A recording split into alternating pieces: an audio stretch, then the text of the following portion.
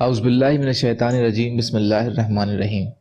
Rabbi shrah li sadri wa yassir li amri wahlul 'uqdatam min lisani yafqahu qawli. Dawat and Tabligh, Etiquette and Deeds. Hadith of the Prophet sallallahu alaihi wasallam. Amr ibn Murrah Juhni radiyallahu anhu was invited towards Islam by Nabi sallallahu alaihi wasallam. He said, "O Amr ibn Murrah, I am a prophet sent towards the entire mankind. I invite them towards Islam. I command them to respect blood, do not kill anyone unjustly, bind the ties of kinship, worship Allah and give up idols, perform the pilgrimage of the house of Allah, fast in the month of Ramadan out of 12 months. He who obeys all these, for him is the paradise. He who disobeys all these, hell is for him. Have faith upon Allah, O Amr. Allah shall grant you peace from the horrors of the hell." Amr said, "I testify none has the right to be worshipped except Allah. And verily you are the messenger of Allah. And I believe upon whatever you have brought, permitted or forbidden.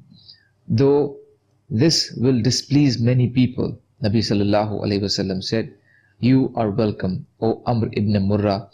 Then Amr said, "O Rasulullah, may my mother and father sacrifice their bounty, their lives for you.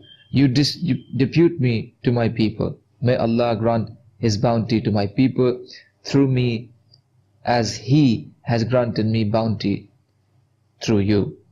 So He sent me to them and instructed me, "Treat them kindly and speak uprightly, but not harshly, not to be arrogant and not to be jealous." I came to my people and said, "O Bani Rifa'ah, O people of Juhayniya, I am a messenger of Rasul of Allah towards you.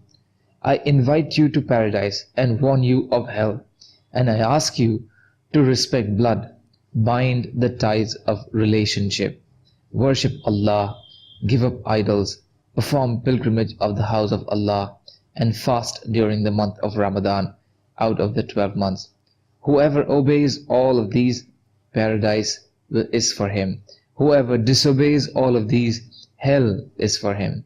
O people of Juhaniya, Allah has made you the best amongst the Arabs. From the time of ignorance, He has put hatred in your heart for the evil things which others liked. They used to marry two real sisters at one time and married the wife of their father and fought in the holy months. So accept the invitation of the messenger sent by Allah, who belongs to Bani Lui ibn Ghalib tribe. You will get the nobility of this world and the honor of the hereafter. And hasten to accept this invitation.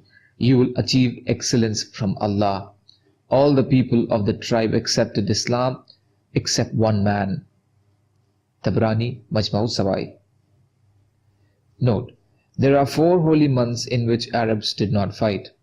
These are Muharram, Rajab, Ziqada and Zilhajjah. Ka'b ibn Malik radiyallahu anhu narrates that Rasulullah sallallahu alaihi wasallam normally never returned from a journey but at the time of Salatul Dhuhr, the forenoon prayer. When he arrived, he first went to the masjid, offered 2 rakatul salat and sat down there. Muslim. Jabir ibn Abdullah radiyallahu anhuma narrates that when we came to Medina, Rasulullah sallallahu alaihi wasallam said to me, "Go to the masjid and offer 2 rakat salah." Bukhari.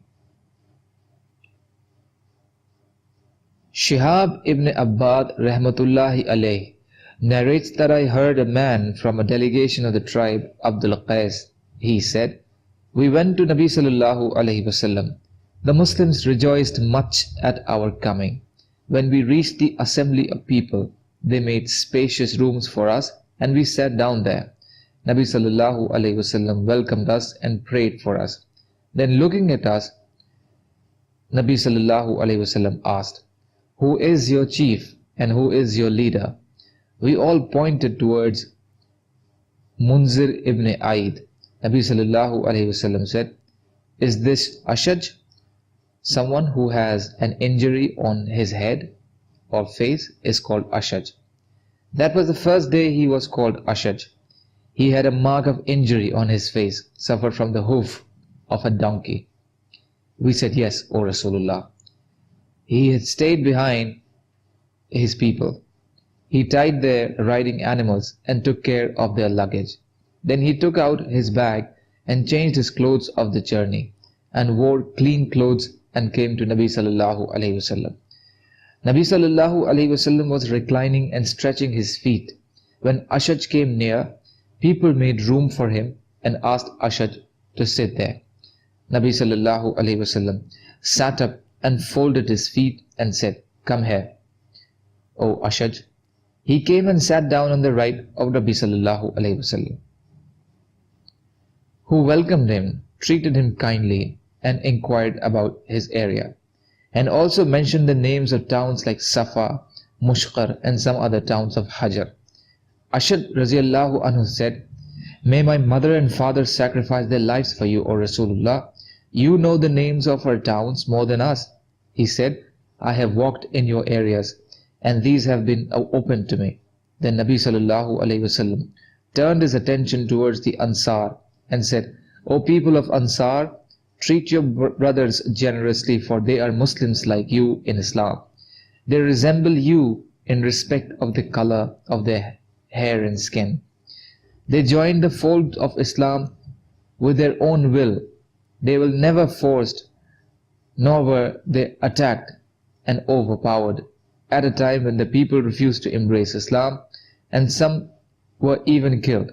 That delegation stayed with the Ansar. Then in the morning, Rasulullah sallallahu alaihi wasallam asked them, "How did you find your brothers in treating and hosting you?" They said, "They are very good brothers. They gave us soft bedding, served us with good food, and taught us by night and the day the book of our Rabb Tabarak wa Ta'ala and the Sunnah of our Nabi sallallahu alaihi wasallam." Rasulullah sallallahu alaihi wasallam liked this and was very pleased. Then he paid attention to us individually.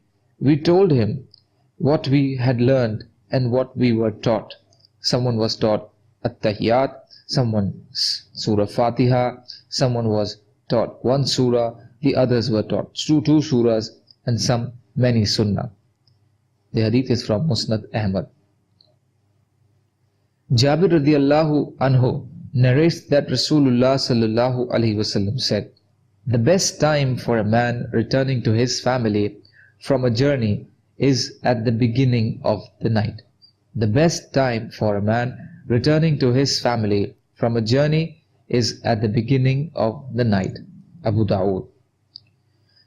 Jabir ibn Abdullah radiallahu anhuma narrates that Rasulullah sallallahu alaihi wasallam forbade a man who was away for a prolonged duration to come back to his family by night. Jabir ibn Abdullah radiallahu anhuma narrates that Rasulullah sallallahu alaihi wasallam forbade a man who was away for a prolonged duration to come back to his family by night. The hadith is from Muslim. Note: from this hadith it appears it is not appropriate to return home suddenly after a prolonged journey, for the members of the family would not be mentally prepared to welcome him at night. However, if the family is already informed, then there is no harm in going home at night. Subhanallahi wa bihamdihi, subhanaka Allahumma wa bihamdika, ashhadu an la ilaha illa anta, astaghfiruka wa atubu ilayk. Subhana rabbika rabbil izzati amma yasifun, wa salamun ala al-mursaleen, walhamdulillahi rabbil alameen, birahmatika ya arhamar rahimin. La ilaha illallah Muhammadur Rasulullah.